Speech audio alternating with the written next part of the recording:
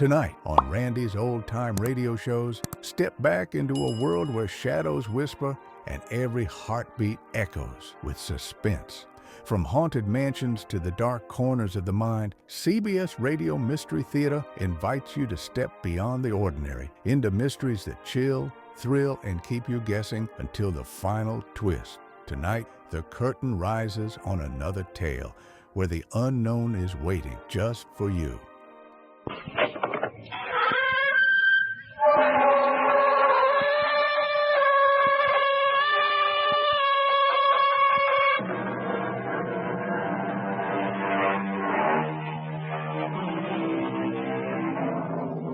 Come in. Welcome. I'm E.G. Marshall. In his Psalm of Life, Henry Wadsworth Longfellow says, "Trust no future, howe'er pleasant. Let the dead past bury its dead. Act in the living present." The trouble is that the past so often refuses to stay in its place, and the dead invade the living present, or at least the memory of them does, to shadow both it and the future, as you will find out if you listen to this particular tale. Wait a minute, Buck. Are you suggesting that Joe Coslow had anything to do with Pete Stein's death? That's what I've got to talk to you about. Because Andy Hassler and Tom Pierce also died on that same date. I want to tell you, buddy, I am scared stiff. I figure one of us has got to be next.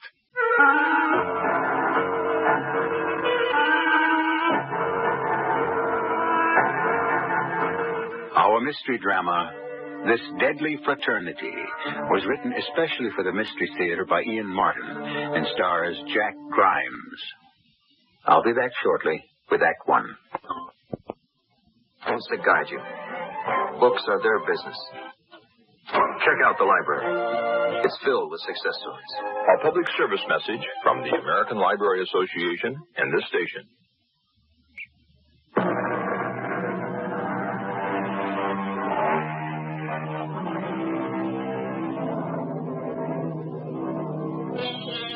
Not so very long ago, a bank was a temple, a hallowed place of mystery. Its high priests were the executive officers in three-button vested suits cut from conservative serge. The gleaming marble floors echoed one's footsteps, which rang hollowly over the hushed whisper of the business of transacting money.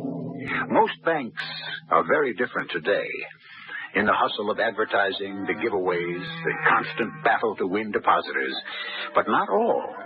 Some remain just as forbidding, as, for example, the First Continental Bank of Cleveland, whose president is the formidable M.J. Trimble. Yes, Miss Clark. Who? Harold Clark? Oh, Clark, yes. Yes, send him in. Let's see, now, where was I? Come in. You, wish to see me, Mr. Trimble? Oh, yes, come in. Close the door. Yes, sir. Now then, how's everything going along at Mortgages and Loans, Clark? Well, all right, I think. Have I done something wrong? I don't know, Clark. Have you? Well, no, sir. Well, I mean, why bring up such nonsense? I just asked a friendly question. It so happens that for a certain reason I find I have an interest in you. How long have you been with us now? Just a little under a year. Came over to us from Metro Bank, I believe. That's right, sir. After 7 years. Certainly took time for you to see the error of your ways. I mean, after all, we Holdcraft men should stick together. Sir? Your college, Clark, your college. Didn't you graduate from Holdcraft? Well, yes, Mr. Trimble, I did. Well, there you are. So did I. I know that, sir. You're one of our most distinguished alumni. Oh, well, you get as old as I am, they have to say something nice about you. What was your fraternity? Yeah, well, I sort of dropped out, sir. Oh, I'm disappointed to hear that, Clark. Best days of a man's life. What was your affiliation? Tau Alpha Gamma. Well, then we'll have to see what we can do about reinstating you. You're going up to homecoming, of course. Are you going, Mr. Trimble? Oh, I wouldn't miss it. Haven't missed one in 36 years. Come to think of it, I don't remember ever seeing you at any of them. Well, I'll tell you the truth, sir. I've never been to one. Oh, it's a shame. Now, you come up this year. We'll see what we can do about making you a Tau Alpha Gamma again. Yes, sir. So, how nice to have had this talk. That's all, Mr. Trimble? Yes. I just wanted to get acquainted with a fellow collegiate. Sorry it took so long. You get back once a year to see the old alma mater. Keep up the good work here, and we'll be glad to have you aboard.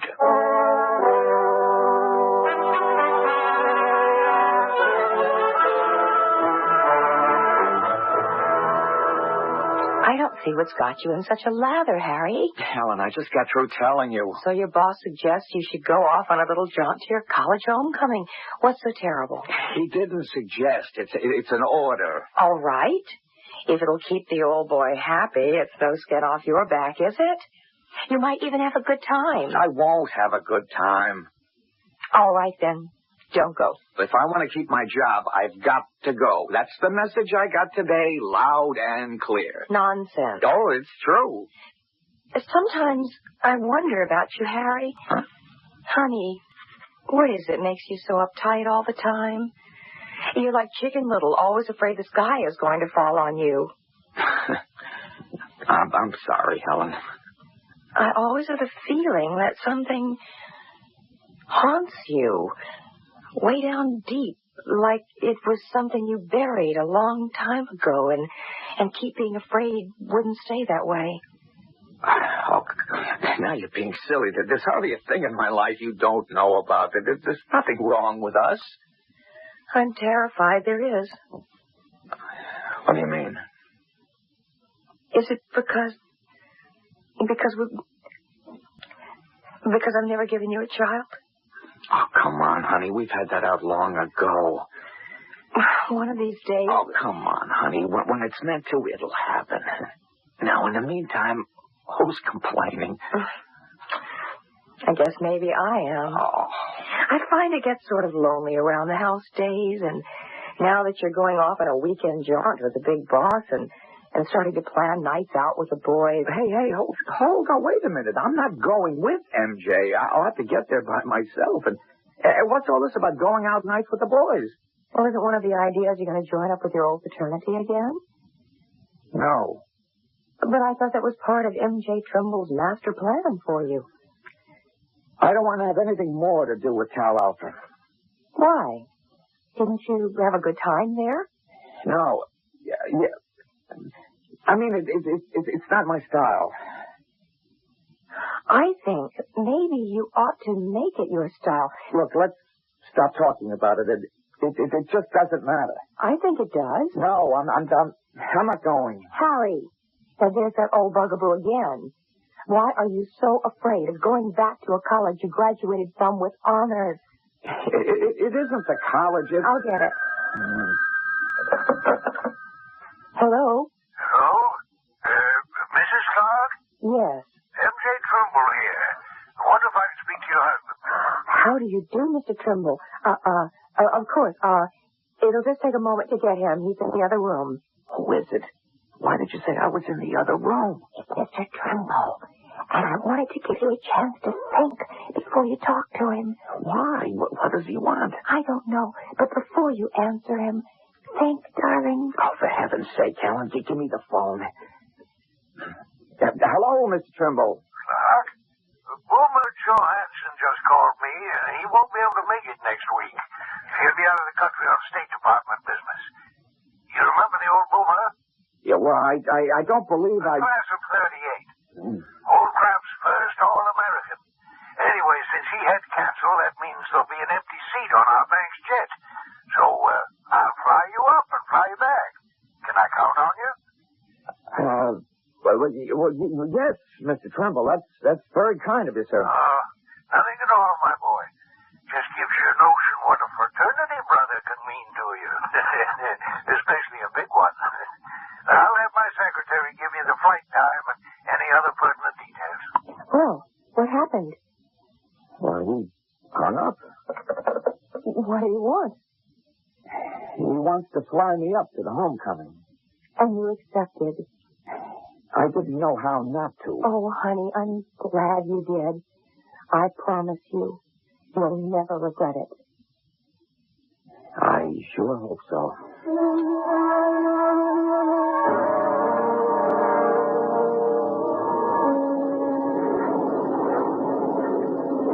Well, almost there. Look familiar to you, Clark? Yeah, sort of, Mr. Trimble. It's a little different from the air. Well, there's the lake off your left. Uh-huh. And up on the bluff beyond it, there's our alma mater. And we'll be coming on in right over Devil's Leap on our landing pattern. Devil's Leap? Yeah. You ever have to scale that southeast face there?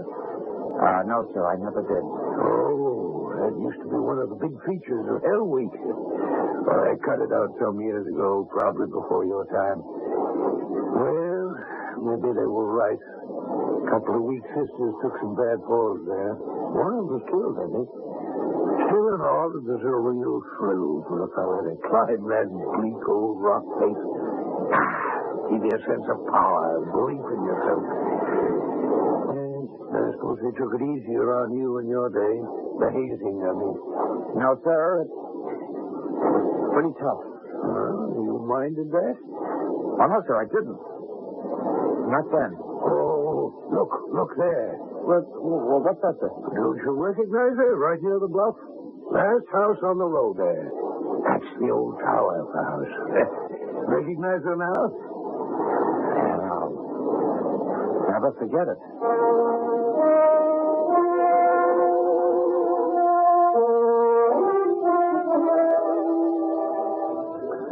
Found anyone you know yet, Clark? No, not yet, Mr. Trimble. Oh, well, you will. I'll have to leave you now. I've got a meeting of the Board of Governors over at the old frat house. I'll put in a good word for you. Where are you staying? Rawson House. Fine. You check for a message from me before you turn in. With any luck, it'll be word that you're reinstated without prejudice to membership in Tau Alpha Gamma. Now, you look for that message. Oh, brother. Hey! Harry! Is that you, old Harry the Horse? What's that? Well, for Pete's sake. I was wondering when I'd run into somebody I knew. Oh, you're a sight for sore eyes. Hey, where have you been keeping yourself all these years? Working, getting married, you know. Yeah, how about you? Oh, I was married, but it didn't take. No kids. You? Maybe it's just as well. What does that mean?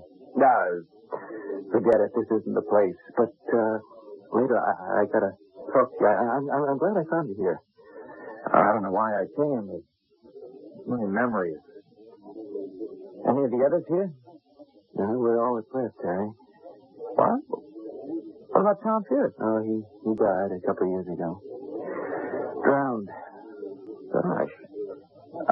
Andy Haslett? Oh, he's gone. He fell off a building. Jumped, some people say. Well, wasn't he in real estate? Yeah. He died 3 years ago. And, well, we might as well get it over with as fast as possible.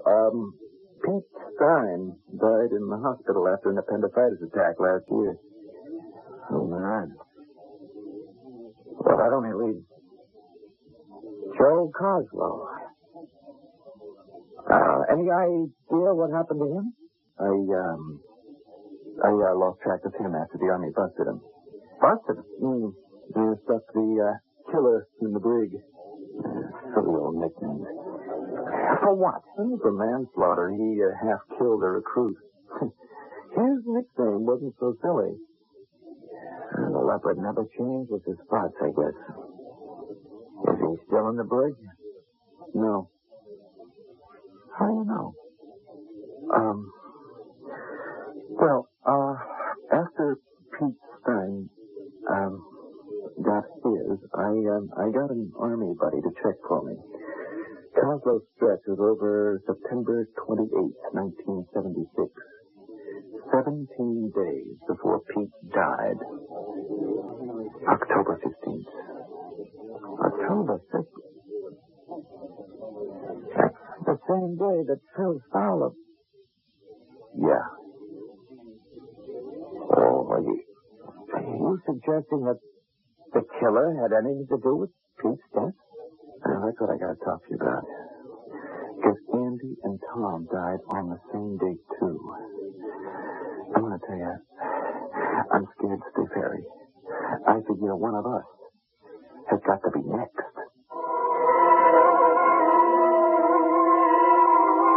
What do you suppose happened to 6 members of the class of 34 at Holcroft College that would make them candidates for sudden death? I did promise you that the dead past is going to invade the present, and it seems as if it has, with a vengeance. Now, was that just a cliche phrase, or prophetic? I shall return shortly with Act 2.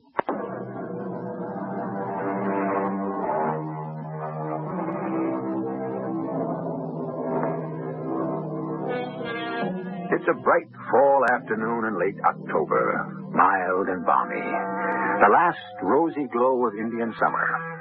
But as Harry Clark strolls under the profusion of red gold leaves along a winding, deserted path on the campus, icy fingers clutch at his insides. His old classmate, Buck Stanley, is reeling out a string of coincidence and conjecture, building to a conclusion that shakes him to the core. For what Buck is saying confirms the premonition that has dogged him all the way up on this trip to the past. Knock it off, Buck. What are you trying to give me? A warning, Harry. At the very least. What? That I'm next on the hit list? It has to be you or me. Oh, come on. What kind of rib is this? Look, Harry, there were 6 of us in on it. Only one of us took any kind of real rap for it. The killer. He got bounced from school. It wrecked his life. And you want to tell me that he's coming back for revenge on all of us? Nah, it just won't wash, Buck. Why not? First off, because... Well, the way you tell it, there wasn't a shred of evidence that Pete and Andy and Tom's deaths were anything but natural. Except that each one of them died on the 15th of October, each just 1 year apart, and all of them after Joe Coslow was sprung out of the brig. Oh. Plus one other thing. You know what the 15th of October is. Yeah, I'm not likely to forget. So? You said that Tom Pierce was drowned. How? Well, all I know is what I got from the newspaper story I looked up in the library. He drowned in his pool.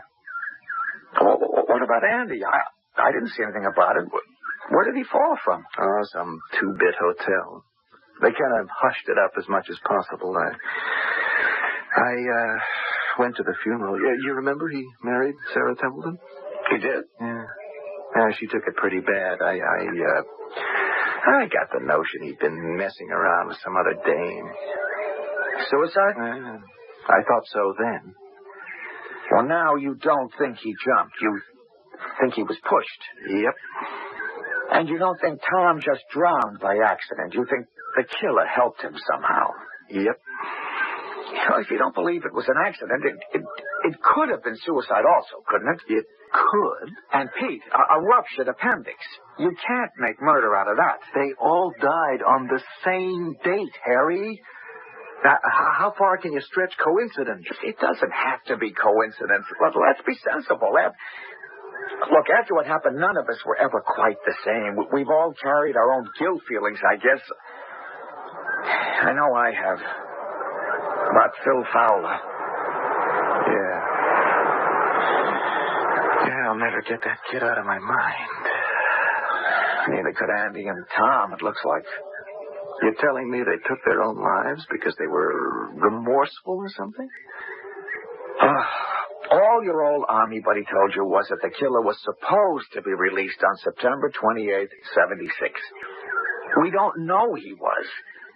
For all we know, he could have been kept in another year or anything. Do you know where he was in the brig? Oh, in Germany, I guess. That's where he was stationed. Oh, you see? Now, isn't it crazy? He could get back to the States within 17 days and somehow manage to knock off Tom in his own pool. And why would he wait a whole year to go after Andy? And another one for Pete, if he'd been nursing a grudge all this time. Like I say, Buck, you're flipping your lid over nothing. It just doesn't hold water. Okay, you win. Harry, I want to believe you. You could be right. You make a lot of sense.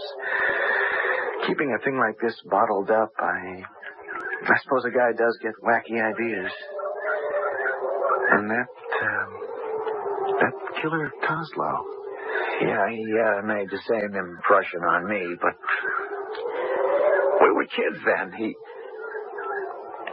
doesn't scare me anymore.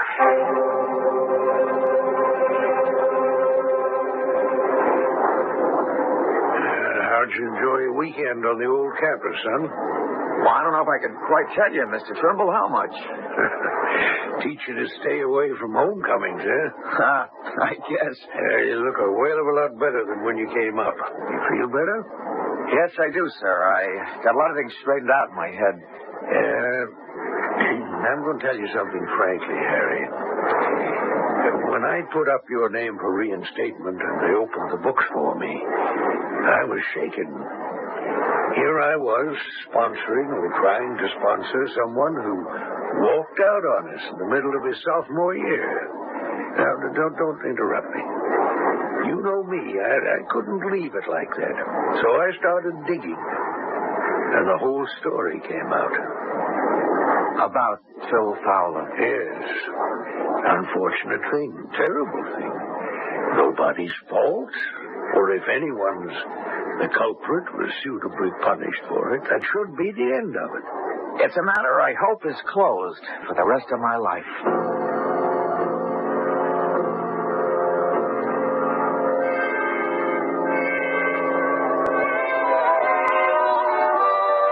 Oh, darling. Darling, I can't tell you how happy and delighted I am. About what? You? Oh, is there something new with me? You know there is. Ever since you came back from your big rah-rah weekend, you've been a different person. You're the man I married again. What happened up there, Harry? Where?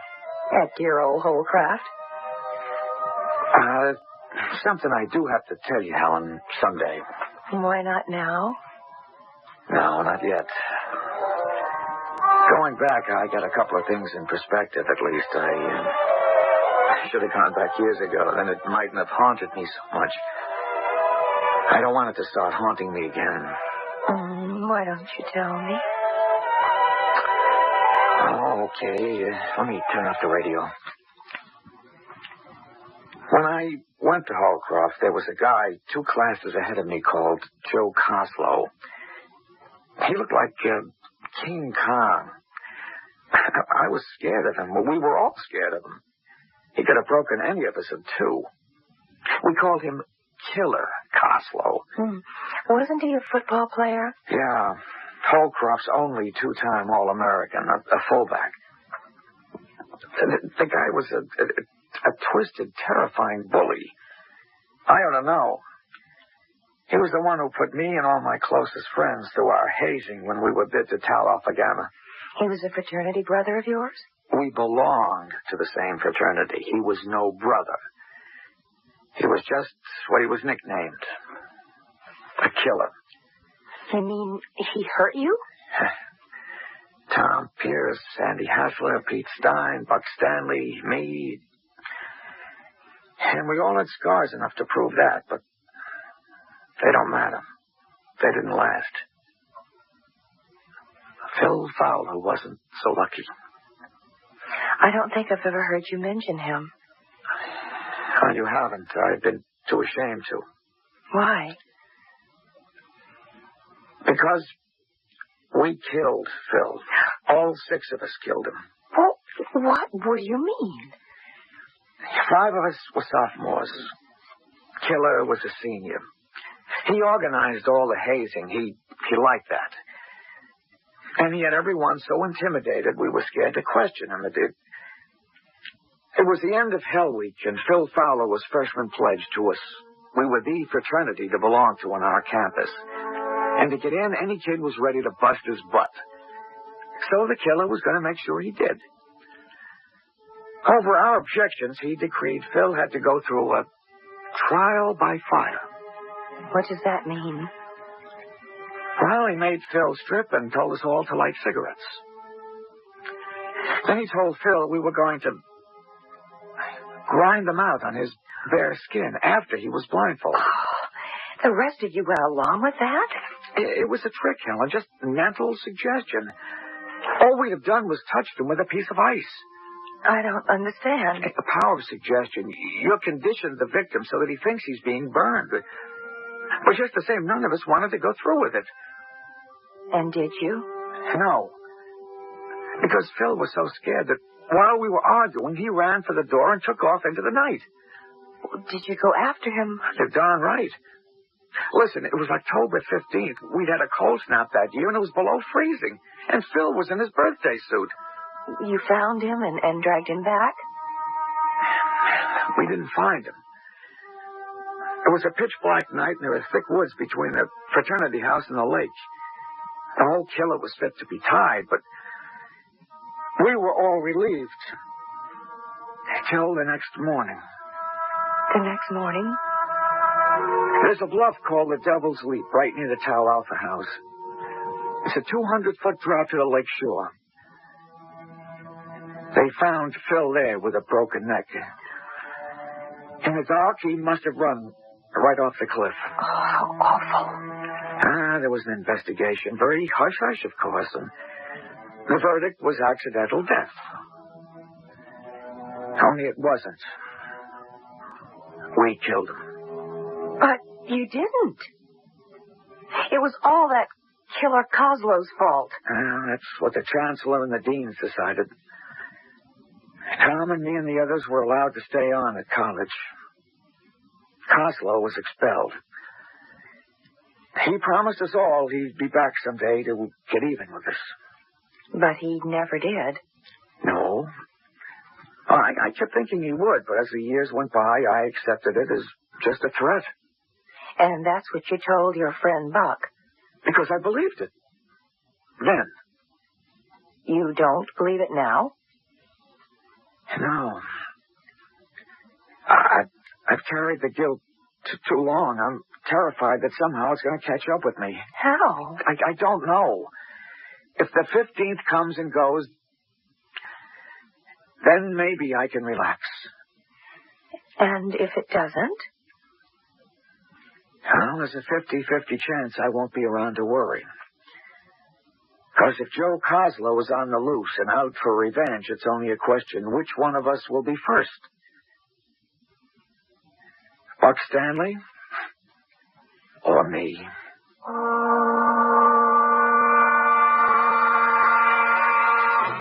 And though circuitous and obscure, the feet of Nemesis, how sure. Those are the lines of the Victorian poet Sir William Watson.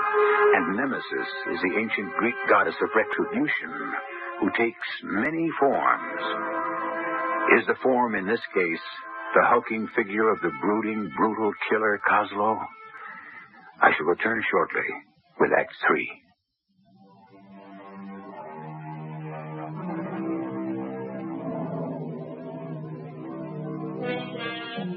Omar Khayyam wrote, "'Tis all a checkerboard of nights and days, where destiny with men for pieces plays." That seems totally contradictory to the American belief in free choice. Yet, when you come right down to day-to-day living, how many of us have the strength to exercise it? Instead, in common with people all over the rest of the world, we find ourselves prisoners of the past and hostages to our future, as Harry Clark finds himself now.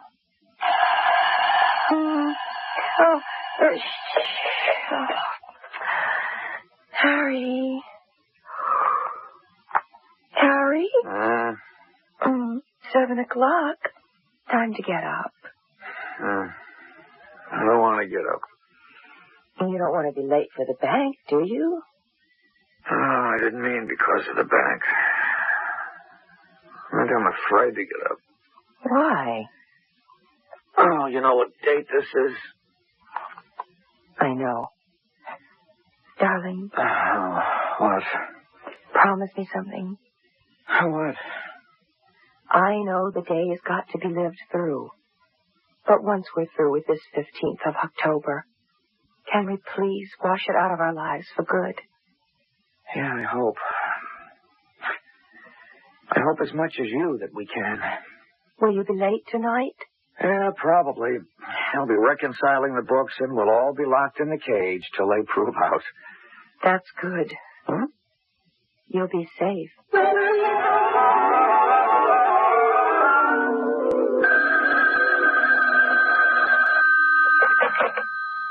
Hello? Oh, hello.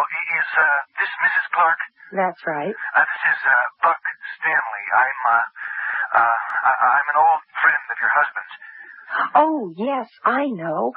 We've been talking a lot about you. I don't mean to be rude, Mrs. Clark, but this isn't a social call. Is Harry there?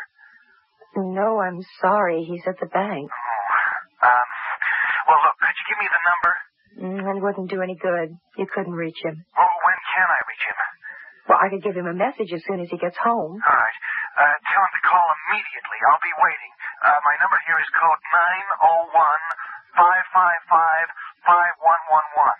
I'm in Toledo. Do you have that? Yes. Any message? Tell him it is literally a matter of life and death. Tell him that he's turned up again. That we were wrong. It isn't over and done with, not by a long shot. What do you mean? Hello? Hello? Mr. Stanley? Mr. Stanley, can you hear me? What's happened?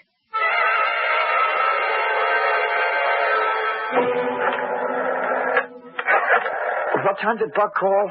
About 4 o'clock. It's almost 6 now. He didn't say what it was all about? Harry, I told you all he said. What did he mean by he's turned up again? Well, who else could it be but Joe Cosgrove? Then why didn't he just say that? Well, I suppose because, well, he didn't think I would know what he was referring to. Maybe. Why doesn't he answer? Buck? Who is this? Is this Buck Stanley's wire? Yes? Who wants to talk to him? Well, this is a friend of his from Cleveland.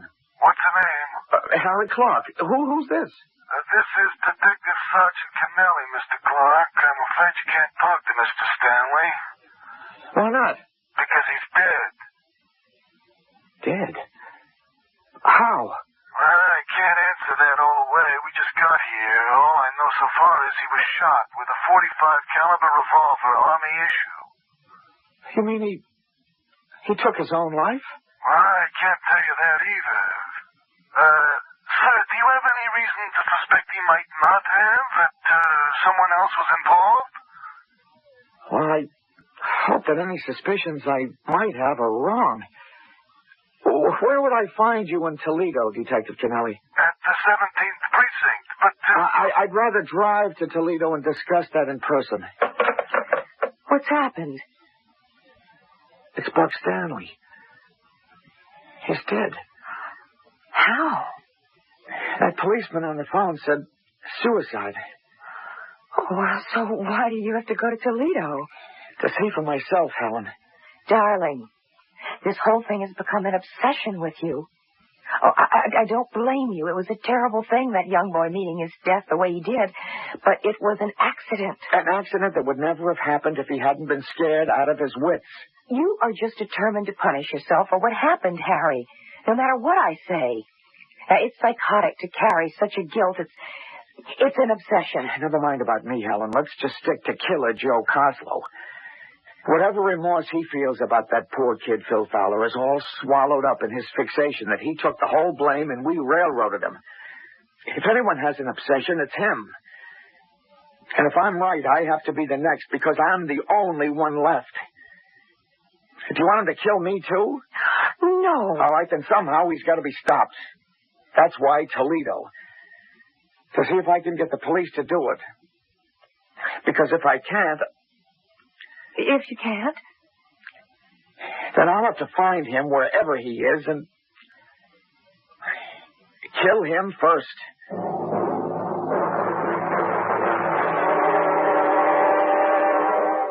You can see for yourself, Mr. Clark. It's a classical suicide picture. He was seated at the desk. The bullet was directed directly to the brain. Death was instantaneous. The gun dropped from his hand to the floor, and there are no other prints on it than those of the deceased. I'm afraid you've had a long trip for nothing. In spite of what I told you? Yeah, we're checking all through that now, but to the best of our knowledge, there was no one like the man you described in Mr. Clayton's acquaintance. And we have no reason to suspect anything except death by his own hand. You're absolutely sure of that? Mr. Clark, in my business, you learn to be absolutely sure of nothing. We live by a series of educated guesses. So you're just going to let this go at that? No, sir. I don't close any files till I'm certain. Because of you, this one's going to remain open until... Until what? Well, until we check out this Joseph Coslow of yours. Are you working on that now? Mr. Clark, I'm only one detective sergeant in the Toledo police force. I got all I can handle with my own local problems. But for your information and my own, I am checking. But I can't do what you want me to do, get results yesterday or even today. You're just going to have to wait till tomorrow.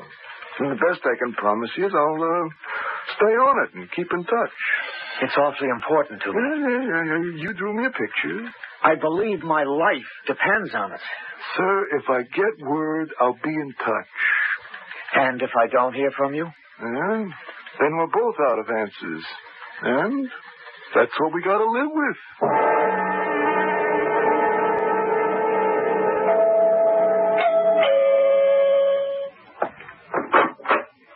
Yes? Mrs. Clark, I'm M.J. Trimble.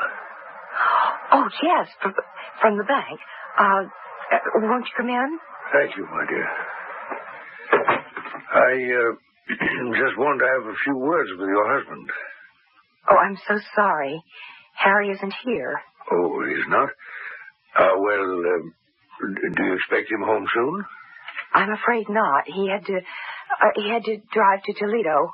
Oh, well, then you don't expect him back tonight? I don't know. I'm waiting to hear from him. What took him so suddenly to Toledo?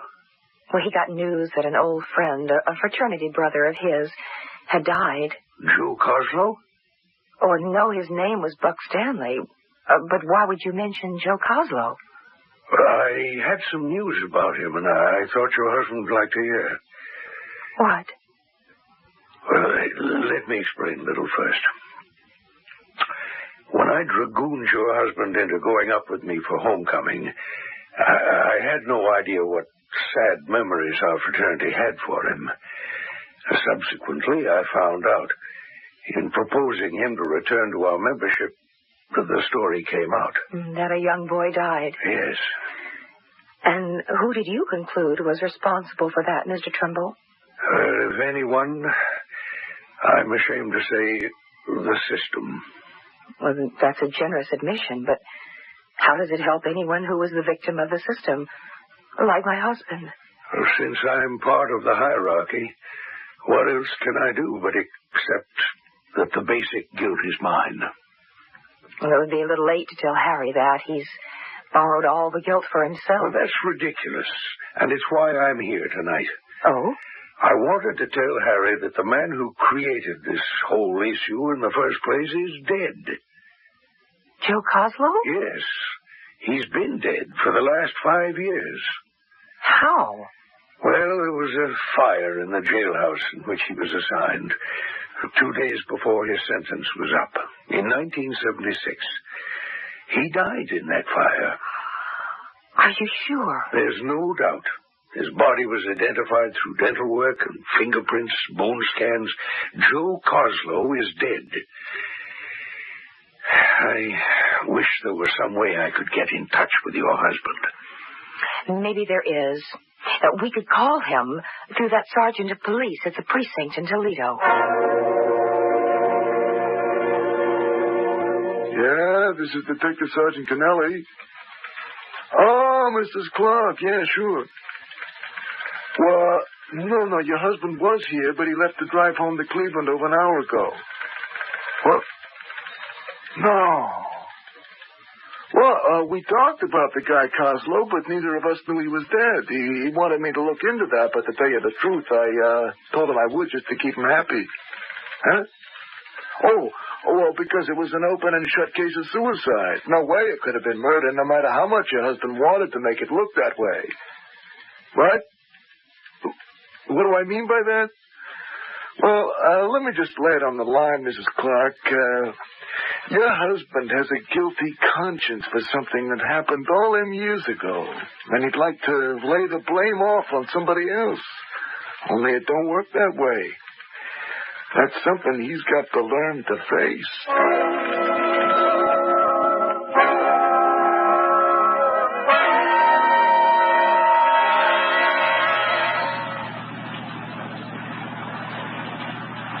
I should have called Helen to let her know I was on my way home. It's too late now. I don't want to stop in this minute. Perhaps it's just as well, Harry. Phil Fowler. What are you doing here in the car? It's still not quite midnight, Harry. This is my one day on Earth each year. So it was you. It never was Joe Coslow who was looking for revenge. It was you all the time. Quite right, Harry. You killed them all. Oh, no. Correction, please. They destroyed themselves, just as all of you destroyed me. What did you mean when you said it was just as well I hadn't stopped to call Helen to tell her I was coming home? Isn't that obvious? You're never going to get home. I won't let you stop me. Oh, I won't stop you. You'll do that yourself. What do you mean? You've lived with it for over 15 years, Harry. Just like the others. You know there's only one way you'll ever get rid of what haunts you. How? I never managed to join your fraternity. Instead, I asked you to join mine. It's the only way you'll ever know peace.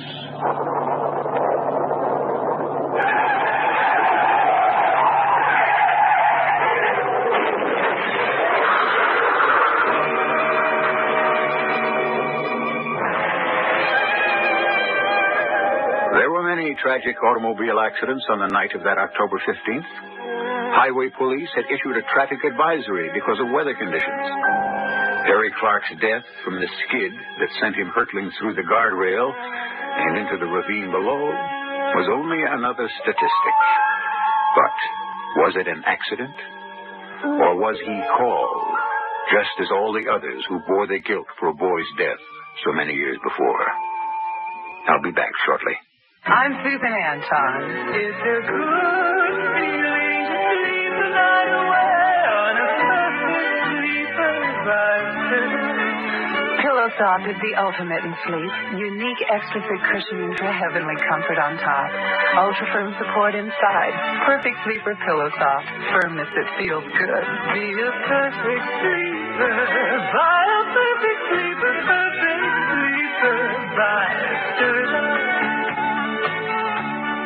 behind the blueberry face, under the chocolate shade, beneath the Buddha mist, the glop, and the watermelon grin, there's a beautiful child. Wetlands Moist Towelettes can help you find your beautiful child at the beach. Little hands and faces can get mighty sticky in the summertime, but Wet Ones go where you go for fast cleanups. Wet Ones clean better than anything dry. Wet Ones. Behind every messy face and hand, there's a beautiful child. I can't wait to meet your daughter, sir. Well, I'll call her. Evie! What? Come here, would you? This better be good. She's got a lot of spunk. Yes. What is it? Evie, I'd like you to meet a nice young man. Oh, no, my hair looks dirty. Daddy, how could you do this to me? I want to die. I'm afraid hair cream rinse makes her hair a little greasy. May I suggest Agree? Of course you'd agree. All you have to do is look at her. No, Agree cream rinse and conditioner. It helps stop the greasies. Really? Sure. After I shampoo, I use Agree cream rinse and conditioner. And it helps stop the greasies. Right. It sounds like I would like Agree, too. Well, Agree cream rinse and conditioner is 99% oil-free. Evie, stop crying. I'll go get some Agree. And after you use it, I'll drive you to the movies, okay, Evie?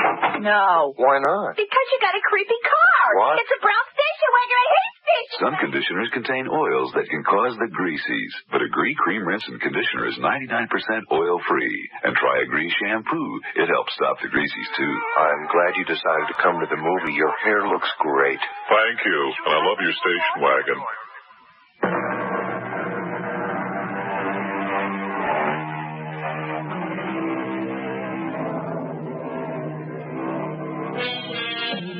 Was our story one of deep remorse or inexorable fate?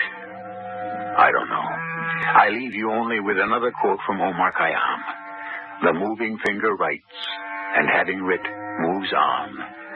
Nor all the piety nor wit shall lure it back to cancel half a line, nor all your tears wash out a word of it. Our cast included Jack Grimes, Valika Gray, Court Benson, and Russell Horton. The entire production was under the direction of Hyman Brown. This is E.G. Marshall inviting you to return to our Mystery Theater for another adventure in the macabre. Until next time, pleasant dreams.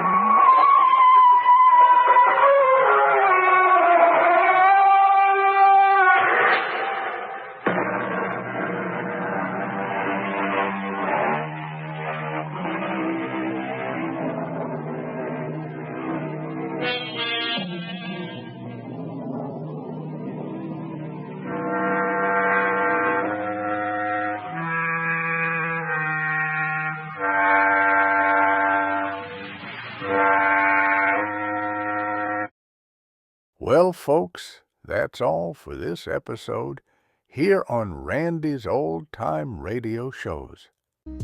Now, bringing these golden oldies back to life takes no small amount of time and effort from our good friend Randy, cleaning up the audio, converting the files, and making sure each show has the best audio possible. If you've enjoyed the program and you'd like to help keep these classics on the airwaves night after night, why not consider a small donation? Every penny goes straight to supporting Randy's work and helping this channel stay on the air. You'll find the links down in the description below. And for those of you kind souls who've already given, Randy tips his fedora to you. Your support truly keeps this old radio spirit alive. Thanks ever so much. And until next time, keep those dials tuned and keep the memories rolling.